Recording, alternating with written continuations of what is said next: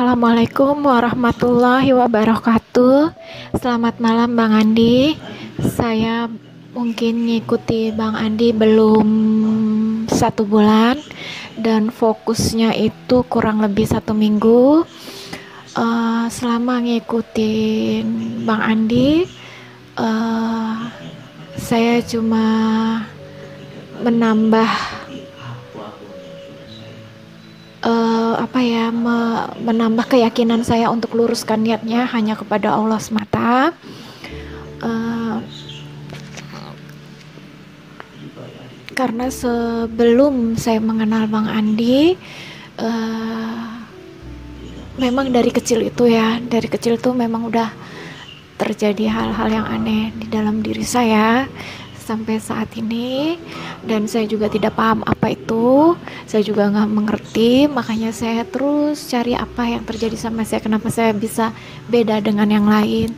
Contohnya itu misalnya bisa melihat kejadian 3 hari, seminggu yang akan datang melalui mimpi, dan itu insya Allah terjadi sesuai dengan yang di mimpi saya. Itu dari kecil saya bisa melihat seperti itu. Dan kemudian kalau cerita-cerita Bang Andi yang saya perhatiin di YouTube itu, pengalaman-pengalaman orang itu sudah saya alami semuanya, perjalanan dari saya kecil hingga saya seperti ini, seperti terpisahnya jasad dari jiwa. Nah itu Bang Andi bilang sepersekian detik, nggak lama. Nah kejadian pertama terpisahnya jasad dengan jiwa itu untuk pertama kali waktu saya masih muda itu seingat saya lama. Nah untuk yang kemudiannya berikutnya itu nggak, memang kurang dari setengah menit lah. Untuk yang keempat atau keberapa kalinya itu sering terjadi, seperti saya lagi zikir, nanti saya lihat raga saya lagi di tempat tidur, sering seperti itu. Dan banyak kejadian-kejadian aneh yang saya rasakan selama perjalanan saya hingga saya ketemu Bang Andi melalui YouTube. Kemudian yang ingin saya tanyakan itu, kenapa Allah menegur saya dengan cara yang amat sangat, kalau menurut saya sih amat sangat keras ya. Mungkin Allah menegur saya sudah beberapa kali sebelum akhirnya dengan cara yang sangat keras tersebut. Cuma saya kan nggak paham maksud Allah itu apa dan bagaimana. Nah tiba-tiba akhir ceritanya mungkin teguran yang terakhir pasti keras banget buat saya pribadi. Seperti misalnya diberhentikan kerja atau pindah tempat tinggal. Nah itu kalau nggak difitnah, caranya saya untuk keluar dari kerjaan itu atau keluar dari tempat tinggal saya, kalau tidak difitnah, kemudian selisih paham, bukan bertengkar, selisih paham, akhirnya membuat kita jadi saling nggak enakan. Nah yang terakhir ini lebih hebat ya. Saya juga sampai bingung kenapa ini terjadi. Apa mungkin karena saya orang introvert, suka menyendiri, dan apa masalah selalu saya simpan sendiri, dan saya suka di saat sholat itu di sujud terakhir selalu mengadunya tidak kepada orang, karena tidak ada yang saya percaya. Saya lebih mengadu kepada Allah. Apapun masalah itu di sujud terakhir saya selalu menangis kepada Allah, menceritakan semua masalah saya kepada Allah. Dan itu kemudian pagi sebelum kejadian saya itu berusaha ngikuti Bang Andi katakan patrap ya. Nah patrap pertama mungkin saya mendongak ke atas, kemudian karena saya melihat di YouTube kan ada iklan, begitu habis langsung masuk iklan. Jadi Bang Andi katakan terus ikuti daya, terus gimana mau ngikuti daya. Begitu selesai 8 menit masuk iklan, kemudian masuk YouTube baru otomatis. Nah saya ulang lagi patrap kedua, saya seolah-olah maju ke depan, ditarik ke depan gitu, ditarik tubuhnya ke depan. Selang 1 jam, tiba-tiba mungkin unek-unek yang saya simpan nggak tahu apa terlepaskan dengan teriak sekuat-kuatnya, menjerit sekuat-kuatnya. Kan saya tinggal di perumahan, mungkin kiri kanan depan belakang tetangga pada denger ya. Berbalas-balasan jerit dengan orang rumah. Saya sedih, kemudian saya malu sama tetangga, juga sedih dengan kejadian itu. Namun saya berpikir, saya tidak menyalahkan siapapun dalam hal ini. Saya hanya introspeksi diri saya. Apapun yang terjadi, saya selalu introspeksi diri. Kenapa saya bisa begini? Kenapa orang enggak? Kenapa saya begini? Apa yang terjadi sama saya? Apa rahasia Allah yang Allah berikan kepada saya yang saya tidak paham? Saya tidak paham apa ini maksudnya. Kemudian saya sholat taubat, saya minta maaf, saya zikir lagi sambil duduk.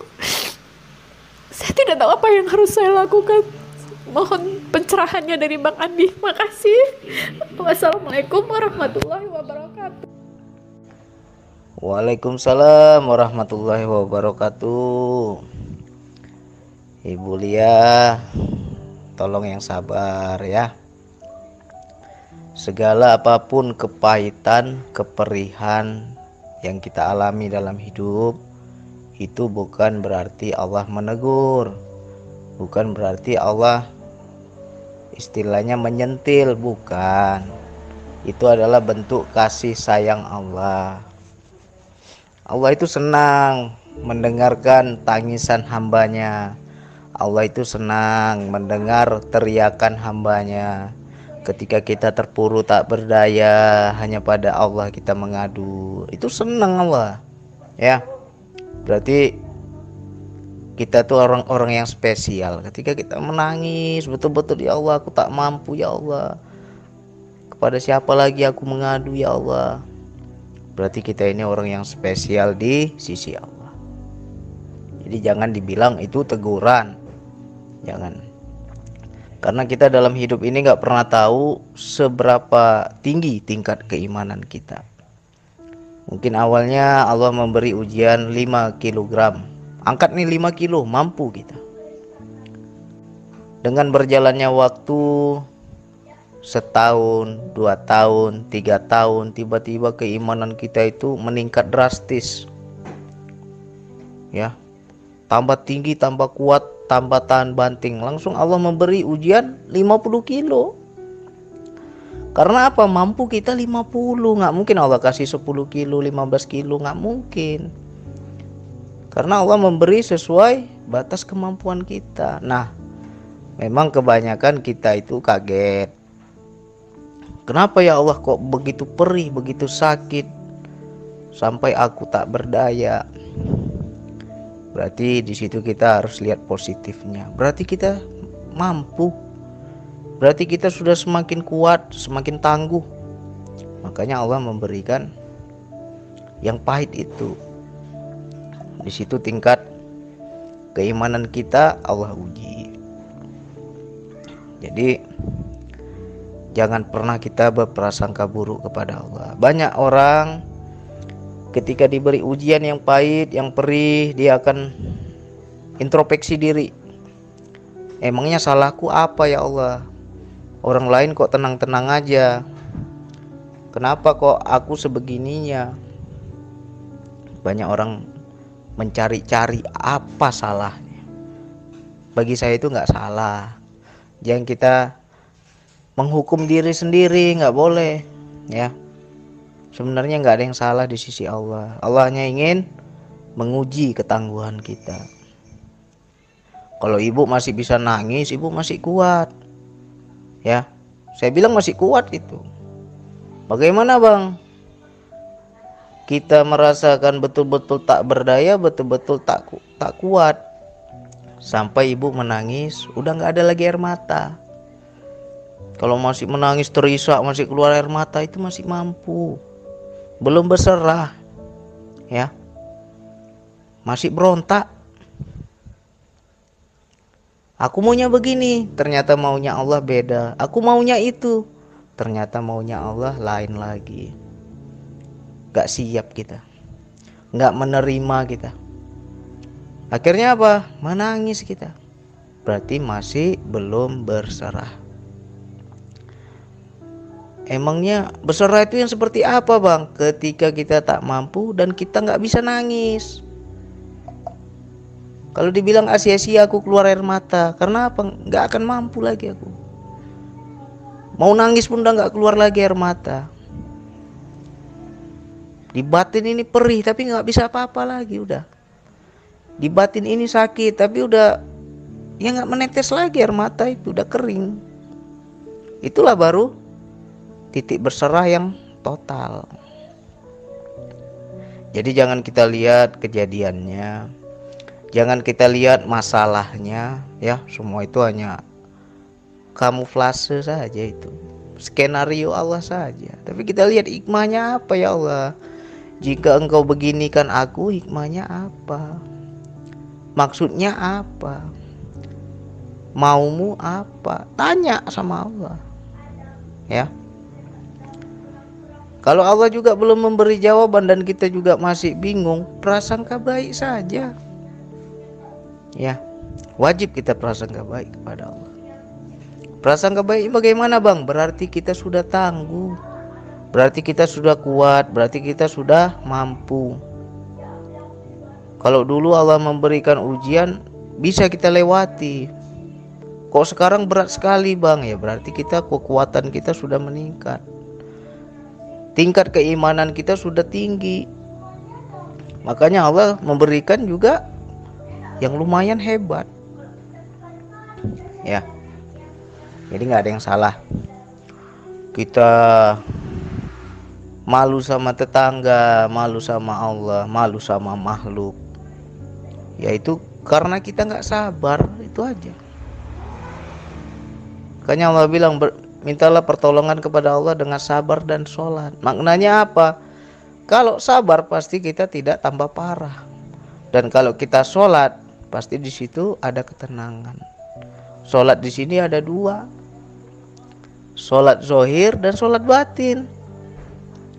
Jadi hakikat sholat itu adalah sadar kepada Allah. Kalau kita sadar kepada Allah, itu udah sholat. Ya. Bisa nggak kita koneksi, kita sambung? Percuma kalau kita hebat dalam berspiritual. Semua saya sudah rasa, Bang, lepas dari jasad, masuk pada kesadaran jiwa, melihat diri sendiri, semua sudah bisa. Tapi ketika Allah memberi ujian dalam kehidupan, goyang kita. Nggak ada guna itu. Ya. Hebat berspiritual tapi begitu diuji, goyang. Berarti kan nggak ada fungsinya spiritual kita.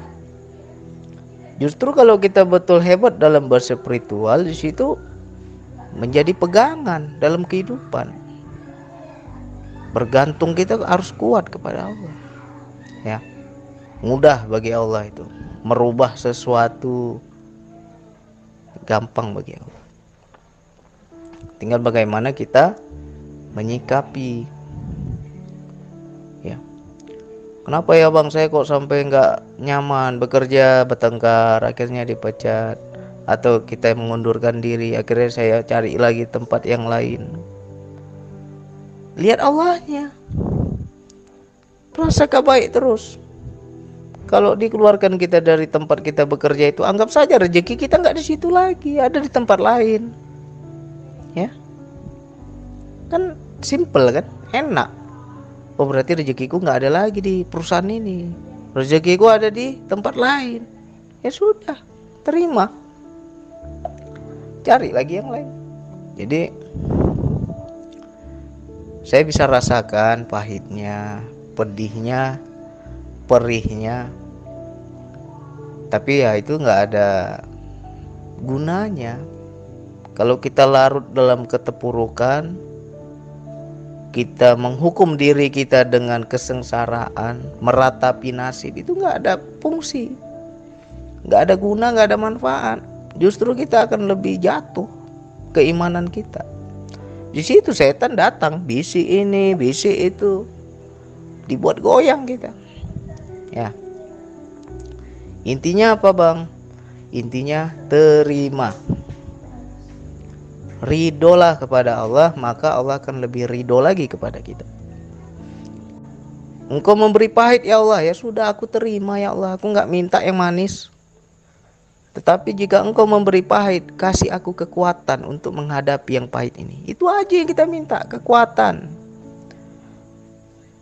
Kalau engkau memberikan keperihan, aku siap terima ya Allah. Tapi kasih aku kekuatan untuk menerima perih ini. Jadi kita jangan menolak.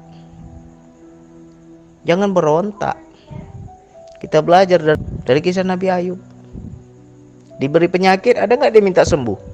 Malah dia puji Allah itu. Sebenarnya dia minta sembuh, cuman caranya halus. Ya Allah, sesungguhnya aku ditimpa penyakit ya Allah. Engkaulah yang Maha Penyayang di antara semua yang penyayang. Dia puji Allah. Dia cuma ngadu, aku sakit ya Allah. Gak ada dia minta sembuh. Jadi kuncinya apa? Ridho dia sama Allah diberi sakit. Tapi sayangnya aku ya Allah, maknanya gitu kan. Ya Allah, aku diberi penyakit ya Allah. Engkaulah yang Maha Penyayang. Maknanya apa? Buktikanlah bahwa Engkau itu penyayang ya Allah. Sayangilah aku ya Allah. Itu kalimatnya intinya. Nah, makna sayangi aku itu ya berarti tujuannya apa? Minta sembuh sebenarnya. Cuman halus perkataan itu. Begitulah indahnya Nabi Ayub itu berdoa kepada Allah. Bukan seperti kita, kalau dikasih sakit mintanya sembuh. Kalau dikasih yang gak enak mintanya yang enak. Ya, itulah gak paham kita itu. Jadi bagaimana bang? Terima dulu susah kita. Terima dulu keperihan kita. Sudah bang, aku udah terima. Yakinlah pada pertolongan Allah. Terima dulu, sudah terima, yakin pada pertolongan Allah. Ya Allah, masalahku perih ya Allah. Aku sekarang putus asa ya Allah. Aku sekarang goyang ya Allah. Kasih aku kekuatan ya Allah, agar aku bisa menghadapi semua ini. Kalau seorang hamba sudah ngomong seperti itu dengan ketulusan, yakinlah, cepat datang pertolongan Allah. Karena apa? Ini hamba aku sudah ku beri yang sakit, kok dia terima. Ku beri yang perih, kok dia nggak nolak. Malah dia minta kekuatan lagi untuk menghadapi itu, dia bilang. Cepat itu keridhaan Allah itu turun. Ya. Jadi memang belajar ketuhanan ini ngeri-ngeri sedap, ya. Jadi jangan dianggap itu teguran. Kalau kita menganggap itu teguran, berarti kita prasangka buruk kepada Allah. Seolah-olah Allah itu tidak adil. Padahal Allah bilang aku maha adil kok. Ya kan? Kenapa yang lain bang tenang-tenang, kok aku menderita? Berarti kita menganggap Allah itu tidak adil. Yang lain kok happy, kok kita yang susah. Ya, gak boleh kita prasangka buruk pada Allah. Tetap apapun itu prasangka baik, agar cepat datang pertolongannya. Puji terus Allah itu. Ya, makanya kalau saya dulu sama, saya juga pernah merasakan menangis terisak seperti itu. Saya juga pernah rasakan. Menjerit tak berdaya juga saya pernah rasakan. Tapi akhirnya kan pertolongan Allah datang. Ditegur kita. Kau gak percaya dengan pertolonganku, kata Allah. Kau gak percaya lagi bahwa aku ini kasih dan sayang, Rahman dan Rahim. Ditanya kita gitu, gemetar kita. Ya. Ternyata ketakutan kita, berontaknya kita, nangis terisaknya kita, itu semua setan. Setanlah yang membisiki itu semua, sehingga kita tidak menerima. Coba diterima, cepat datang pertolongan Allah, dan cepat hilangnya susah kita, lapang hati kita, tenang jiwa kita. Ya, diulang-ulang ini audio saya. Saya pun bingung kenapa bisa ngomong seperti ini, ngalir aja ini, diulang-ulang. Ya, mudah-mudahan semakin yakin pada pertolongan Allah dan prasangka baik kepada Allah. Anggap saja ketika kita diuji Allah yang berat, yang pahit, yang perih, berarti aku sekarang sudah tangguh. Aku sekarang sudah kuat. Itu satu. Yang kedua, ketika kita menangis, Allah itu senang dengan tangisan hambanya. Allah itu senang dengan kesusahan, tangisan, ratapan hambanya. Seolah-olah Allah itu tidak memanggil, kau susah ya, sinilah datang padaku. Hanya aku yang bisa membantu, hanya aku yang bisa menolong, kata Allah. Ya, kau nggak mampu ya, aku yang memberi kemampuan padamu. Itu Allah sudah ngomong. Ya, kau tak mampu sekarang, kau tak berdaya sekarang, sini ke sini, mendekat. Aku yang kasih kemampuan nanti. Itu kata Allah begitu. Ya. Jadi prasangka baik, kita kuatkan keyakinan pada Allah, yakin pada pertolongan Allah, terima dulu. Jika ini maumu ya Allah, aku ridho ya Allah, aku terima ya Allah. Yang penting satu aku minta, kekuatan. Minta kekuatan untuk menghadapi. Prasangka baik kepada Allah, yakin pada pertolongan Allah, insya Allah cepat turun pertolongannya. Harus kuat, jangan tanggung-tanggung. Ke Allah itu jangan tanggung-tanggung. Ke Allah itu harus total. Saya sudah berserah bang, saya sudah total bang, tapi kita masih nangis, itu belum total namanya. Kapan berserah itu? Gak ada lagi air mata. Ya, mudah-mudahan nanti paham nih yang saya maksud. Ya, ini juga menjadi pelajaran untuk yang lain. Kita harus kuat, jangan kalah kita sama setan. Ketika iman lemah, bisikan setan itu cepat masuk. Di situ membuat kita goyang. Harus kuat kita, berserah terus kepada Allah, prasangka baik terus pada Allah, minta pertolongan Allah, aman dunia. Ya, oke, hanya itu yang bisa saya sampaikan. Wassalamualaikum warahmatullahi wabarakatuh.